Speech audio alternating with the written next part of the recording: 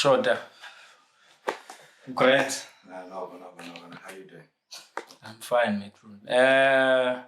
I just wanted to tell the people who are you, because maybe abanye abakwazi, and where you grew up and your love for hip hop, the scene. Just elaborate on that. Little Wayman said, I am not a man, I'm a Martian. I need to make that up. So I go by the name Epic, the Scriptwriter.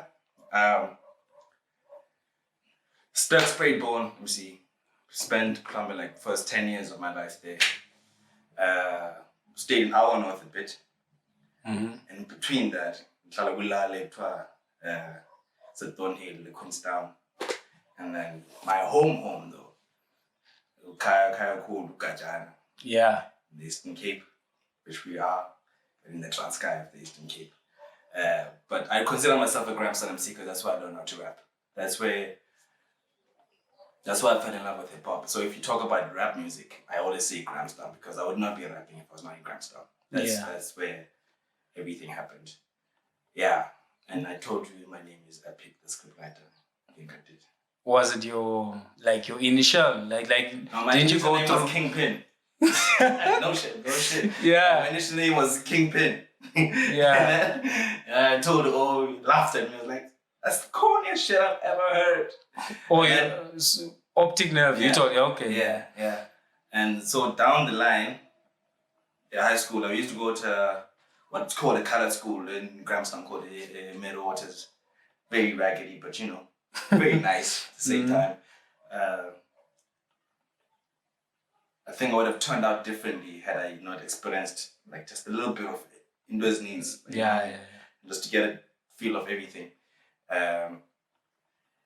So that's an interesting thing. It's gonna come back to the writing structures now. Yeah. When I started, my parents were very much of I need to try and make these white schools work. Don't let us take. So when I lived in our north, I went to one of those early non-private schools. Because they were trying to live up to the dream. So even if everything else wasn't working, that was the dream. Was at the longest time. I understand. Doesn't matter what the fuck is happening. Get your kid to a Model C school, and they're gonna be alright. Yeah. Down the line, application shit. I had to move a lot. I moved a lot growing up. I've stayed in a lot of different places.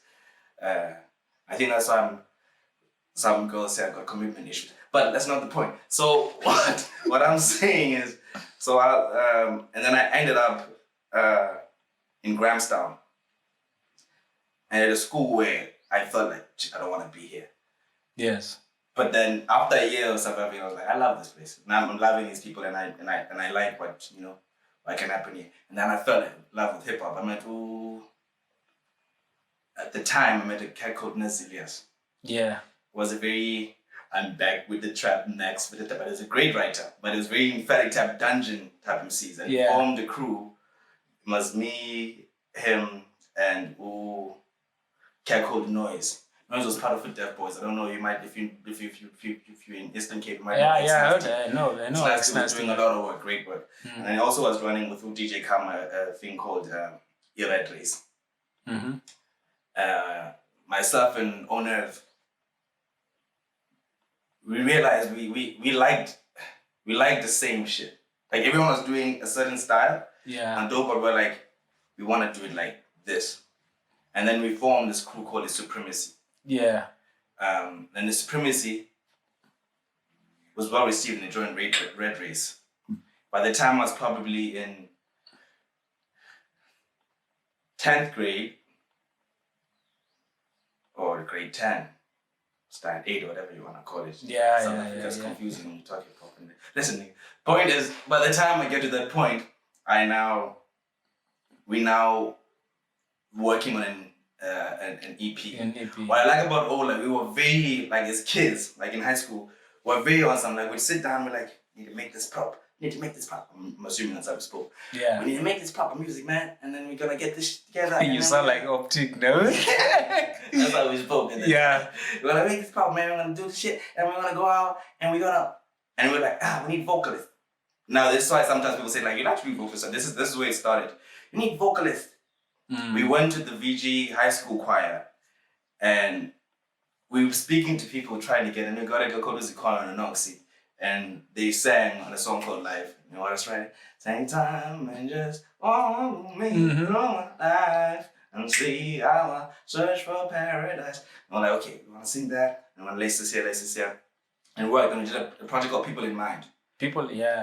And it caught on with like the student side of things, because it was very hip hop, but it was also very diverse. Yeah, it was like, man, I could listen to it from this side of town and that side of town. And I think that's what we were aiming for. We were just like, we need to take what we've learned from the hood, yes, and clean it up so that it can reach the other side of the hood.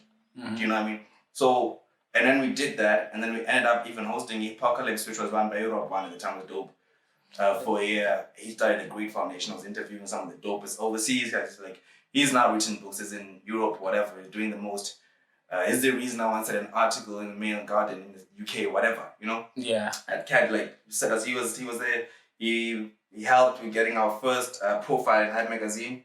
Still in high school at the time, probably 16 and shit. Oh, so that's how you got into the hype, like, because that's how I used to. Yeah, I knew Supremacy. So we bounced. I remember first time I performed. Beautiful story. I've never told the story. Okay. Exciting.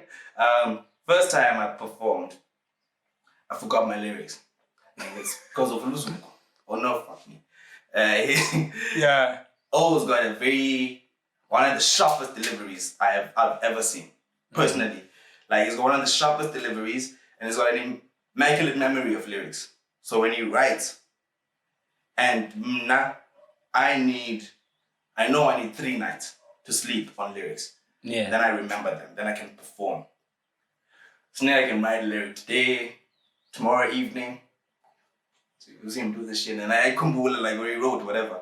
It's like, no, I'm like, so there was a song called Indigent. Don't ask me. There was a song called Indigent we did. And we did this song. Yo, let's go perform. And we had with this cat called Brimo. Brimo was great because Brimo would sneak us into the suite and we were underage. I don't know if this makes you look like a good person or a bad person. But you sneak us into the club and we were underage and tell us, oh, you need to leave now when you're done performing. Right. So that's how we got to CO Max Normal, who's now like Wadi Jones, or Dreamer Scapa, when they Archetypes and all these crews, because the suite was doing some crazy performance, Emphatic Tabs, Ginny Grenade, you know, all these cats were like coming through there. Yeah, because the time the Grand Sound Festival, everyone used to all that. So when they'd come there, we'd be there. That's how I met up Box as well, Mr. Bozak. Yes, R.I.P. Yeah, my dad. But so we went to do this song.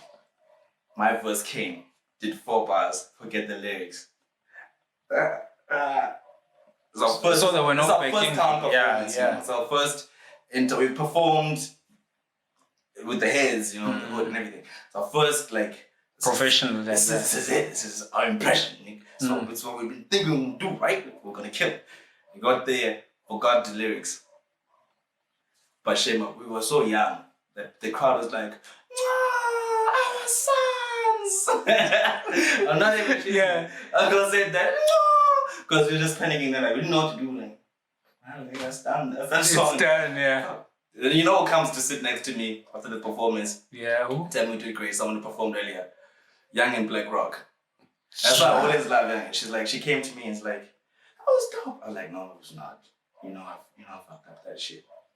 She's like, no, but it was great. And I remember seeing her even when we performed, and when I performed at the Sahas at that point, she was there and we met up, sang Mogola. She's amazing. She's a dope person. And she's I always tell Pastor story and last like, you don't know the story. She's one of the people, the only person that night when some cats, won't mention names, were laughing, were like, yes, the one clever is. Yeah.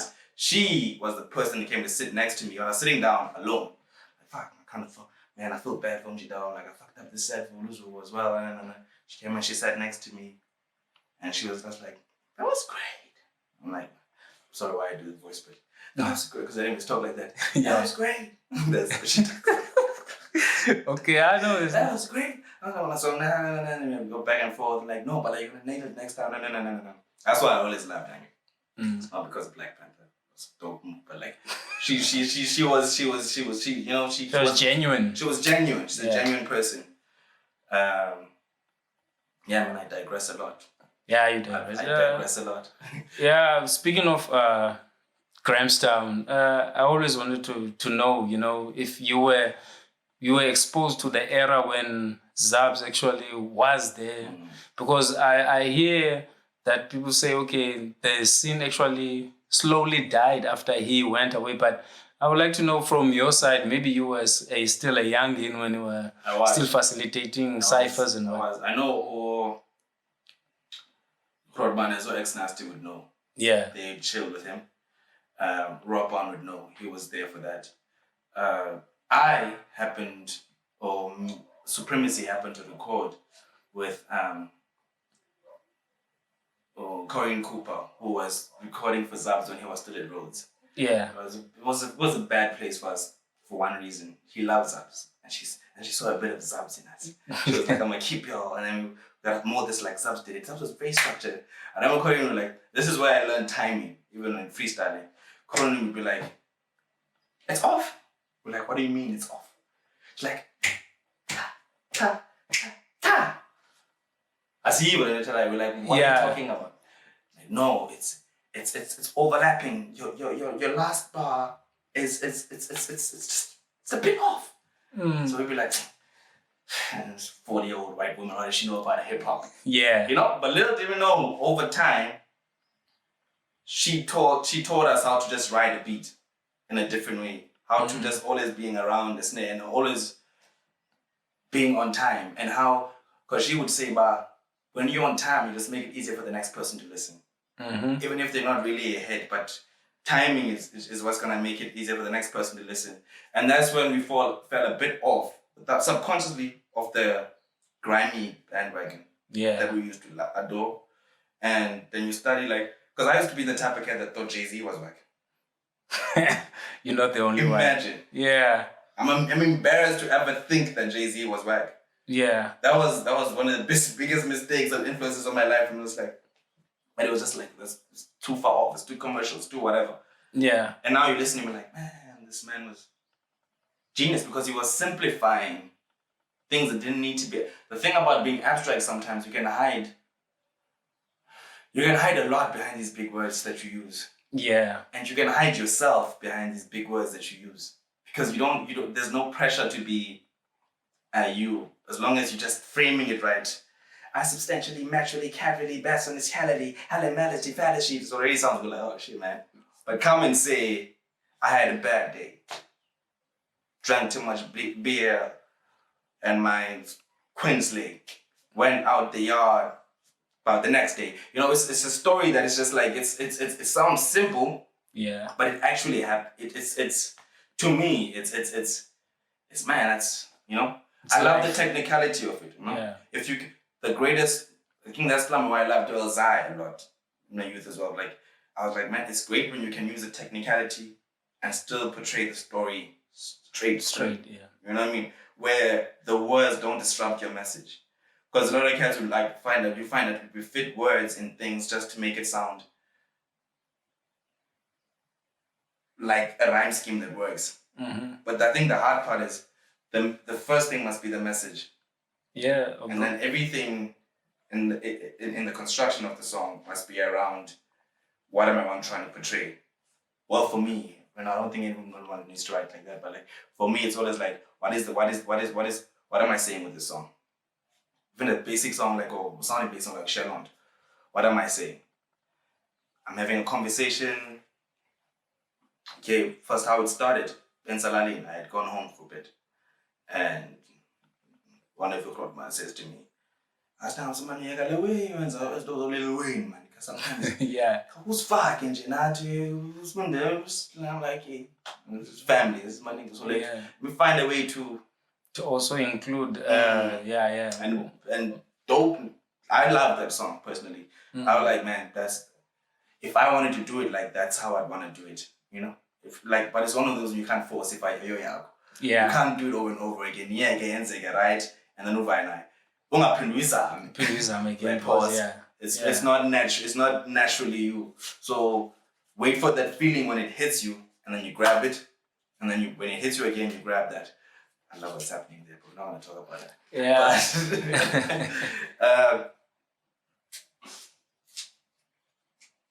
Yes. So okay. Now man, once again, so now when you come back and you write, for me, it's Shalonda must be about. And I had this conversation with this lady friend. The genre of the music, and I know I told her, I was like, yeah, this is it. Sometimes just say shit that I'm feeling at that time, whatever. I'm like, no, but that was trash. Next day, I love a trap song. Next day, I don't. Next day, I love a boom bap, happy boom bap song. Next day, I don't. Next thing, like. But to me, I'm always gonna love an artist who just comes and says, but except this is gonna be what I'm gonna say. Yeah. I don't know what genre fully it might be in terms of sound, but this is the message that needs to be portrayed. And that's how, if we talk about my two projects that are solo, my two future solo projects, it's always about, okay, like I'm writing a project and I'm struggling within titles because to me, I was like, oh, don't think about a title, To me, a title will determine the whole flow of the thing. Yeah. I need to understand what am I conveying with this project. So that all my mellow, I know you go, okay, one day, if I happen to blow up at 55, which I think with me is possible because I don't know, I'm just a messed up person. But if I happen to blow up at 55, I like people to string together my works and be like, he was trying to say this up. He was at this point in his life up. He was on this point in his life up. And it was this point in his life up. So yeah. Okay. That, for me, like writing is of that nature. Okay, you're covering also questions I wanted to ask. No, there's nothing wrong with that. But also, the success of Supremacy, your first project with Luzuko, and then Optic Nerve. What I wanted to know is how did let's say True Sight, like with you and JPax and did you have to come to East to PE, or how did that relationship? I came to study in PE. I came to study in PE, and I met JPax when I was in high school. Yeah. And we were fans of a lot of PE cats, we were fans of Kasham, fans of Pax, huge fans of Pax, we were huge fans of Hisham, you know? Yeah. We were like, man, there's some nice cats in PE. I remember there's a time when we came to PE. So it's about my beats, because this is why I love it in a sense, but we knew like, hey man, we're not getting the beats that we want now anymore in Grahamstown. Yeah, in Grahamstown, yeah. We were kids, man. What, 16? We're like, we need to travel. We went to East London, save up some money, go to East London, and print a scissor pie. Yeah. I'm not saying to this smell, KFC, it's the 13th disciple to see. Yeah. Ice cream. Ice cream, man. Two niggas in ice cream. It took the later. I know about that was in there. So we're thinking, how do you tell it? Before we can say, I don't know you about it. Go out there, like ice cream. Proudly, pan KFC, ice cream. It's just we were so caught up in our own little shit sometimes. Yeah. And there's no other point. But and then we go to places. That's how we met. First I met with Shay, we were at high school, and we went to his place because we wanted to talk to him, drop people in mind. So anyone who kind of liked the project and had some form of influence, we respected. We wanted to connect with them. Sa enjoy. But these are not even the typical parts of P that you learn, man. We didn't go to Summers, we didn't go to Central, we didn't go to it was enjoy was Eclair Park to speak with Roche. I don't remember the third one. It was also just cats that we felt like were dope and we just wanted to connect with them. Yeah. So when we came to study, and to answer your question, there was a bit of a foundation laid with the homies, but within people that work with homies, and then they had blasted this plan for True Sight. We're like, yeah. True Sight had its complications, but I don't think any of us can take away that it was a dope collective. It was a dope that just pushed each other without even knowing, you know? Like, if you listen to Isham, crazy. Yeah. J-Bugs, crazy. Shaik, crazy. 13th Disciple. Yes. 13th Disciple, otherwise, like, understand, okay.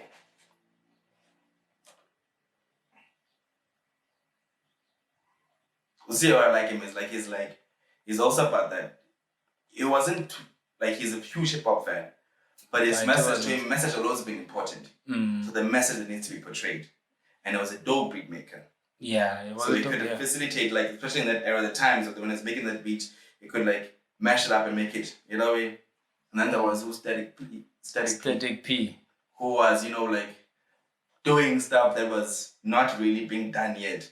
So there was a lot of dynamics that were happening in True Side. And there was a dope camp, but, you know, I think I sometimes say, I'm gonna touch on things. Yeah, you can touch on everything. I like niggas. I talk to Akeem, cool. Talk to Kashan, be cool. And Kashan go back and forth in time, but, you know, everybody. But and then Oklame, you know, all niggas, and sometimes we talk about, I don't like this one because of this.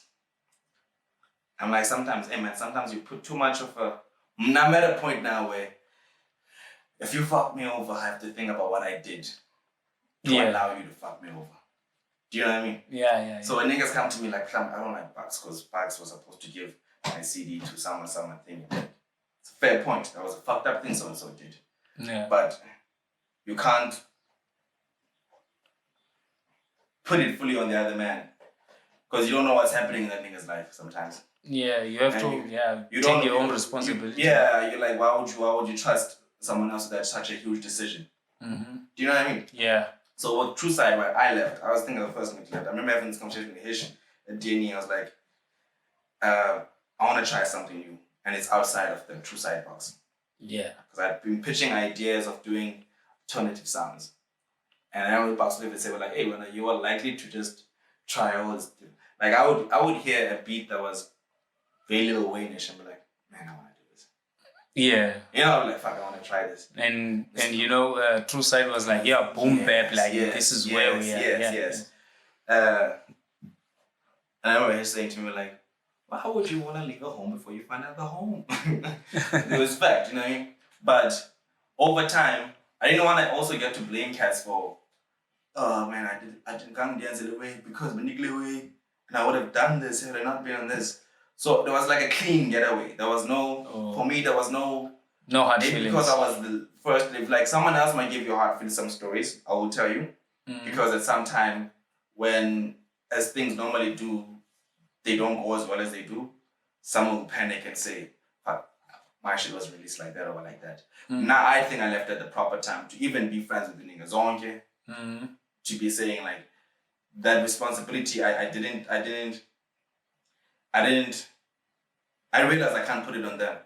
And if I stick around without me trying to try something different, I stick around with people just only to say in 10 years time, I